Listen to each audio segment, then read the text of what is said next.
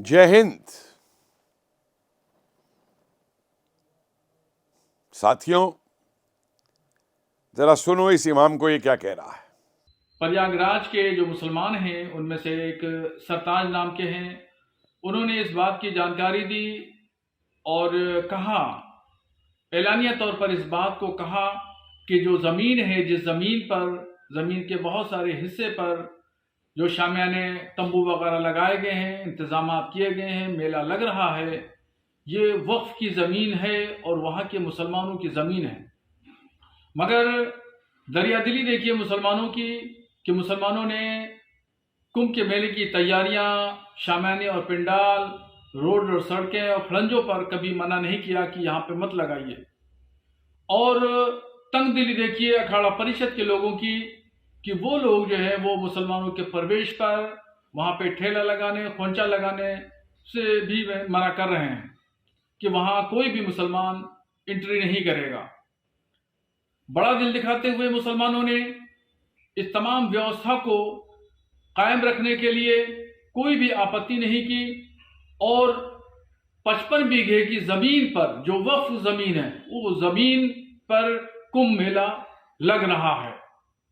तो ये तमाम चीजें जाहिर करती हैं कि कहां से कौन तंगदिली, छोटे दिल का मुजाहरा कर रहा है और कौन लोग हैं जो बड़े दिल का मुजाहरा कर रहे हैं। इन तमाम चीजों को बहुत गौर से साधु संतों को सोचना चाहिए। वहां के जो जिम्मेदार लोग हैं उन लोगों को इस पर गौर करना चाहिए। तो इस इमाम के हिसाब से लगभग 55 बीघा जमीन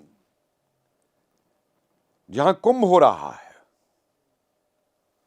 जो गंगा उसके तट पे है, वो जमीन वक्फ बोर्ड की है। क्योंकि इनको इन्हीं के किसी आदमी ने, प्रयाग से नहीं, इलाहाबाद से फोन करके ये बताया है कि ये जमीन वक्फ की है। अब इससे हास्यास्पद बात कोई हो सकती है?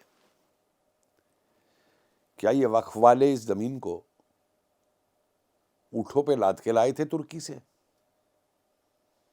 और यहां पे रख दी गई, तो ये इनकी हो गई? हजारों सालों से जो गंगा मैया का तट है, उसमें भी 55 बीघा जो है इनके वक्फ वालों के हो गए। जवाब नहीं इनका। मैंने तो उस इमाम से कहा डिबेट में, मैं कहा भाई तुमको फोन पे बताया है ना, तो मुझको भी एक फोन आया था। उस फोन में एक आ गया कि जिस घर में तुम रहते हो वो घर भी वक्फ का है, खाली करो इसे। मतलब क्या क्या तमाशा बनाते हैं।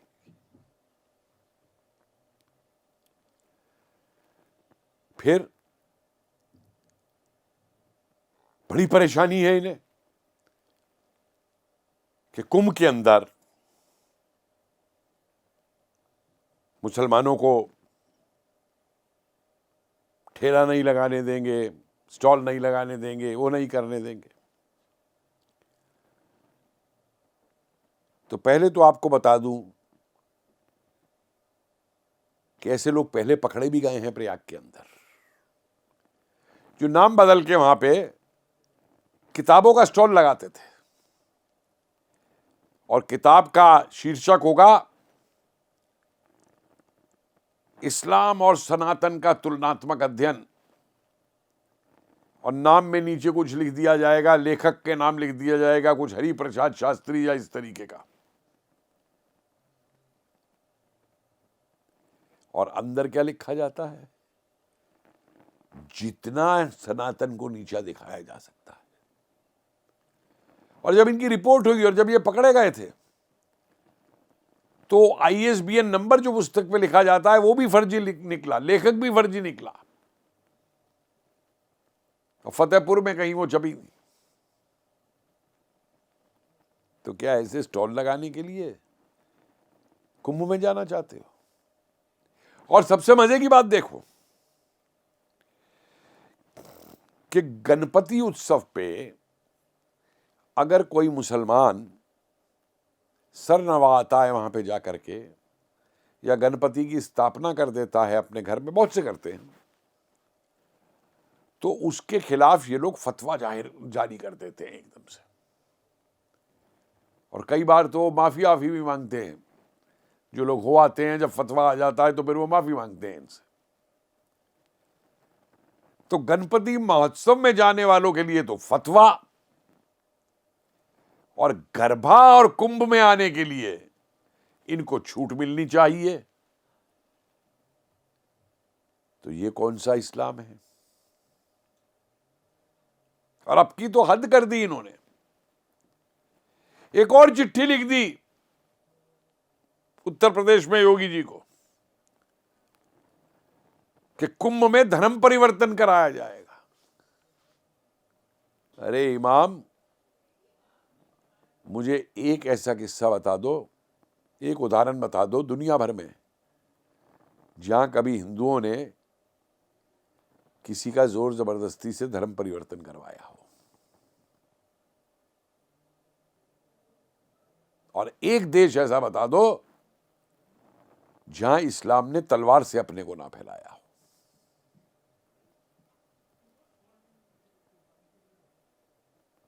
जहां हिंदुओं ने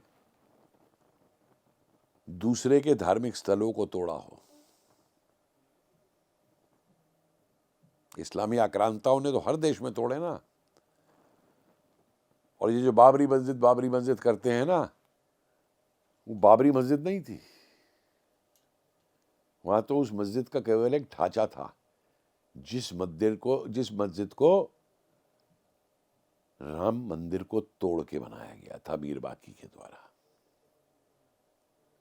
लेकिन इन्होंने कितने और मंदिरों को तोड़ा है, चाहे वो वाराणसी हो, चाहे वो मथुरा हो, चाहे संबल हो, चाहे खंबात हो।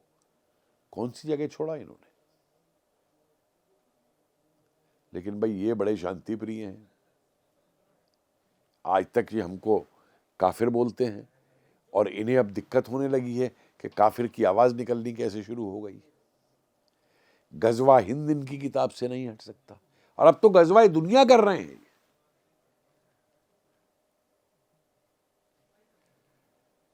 तो दोस्तों, बहुत सावधान रहने की जरूरत है इस कुंभ में, जो दुनिया का सबसे बड़ा उत्सव है, धार्मिक उत्सव है, जहां 40 करोड़ के करीब लोग आएंगे, और भारतीय नहीं, विदेशी भी। जहां पूरी भारत की संस्कृति, प्राचीन धरोहर आपको देखने को मिलेगी, अपने आस्था के साथ साथ। और आज ये आतंकवादी उसको हमला करना चाहते हैं, उसको बिगाड़ना चाहते हैं। तो जितना कुंभ की सफलता, कुंभ में लोगों की सुरक्षा का दायित्व उत्तर प्रदेश की योगी जी की सरकार पे है, मोदी जी की केंद्र सरकार पे है, उतना ही दायित्व मेरे सनातनियों आप हर अकेले के ऊपर भी है कि आपके बराबर में खड़ा हुआ कोई आतंकी ना हो, आपके बराबर में कोई ऐसा ना खड़ा हो जाए जो कुंभ की पवित्रता को नष्ट करे, आपके बराबर में कोई ऐसा ना खड़ा हो जाए जो कुंभ में धमाका करना चाहता हो। सावधान रहिए। जय हिंद।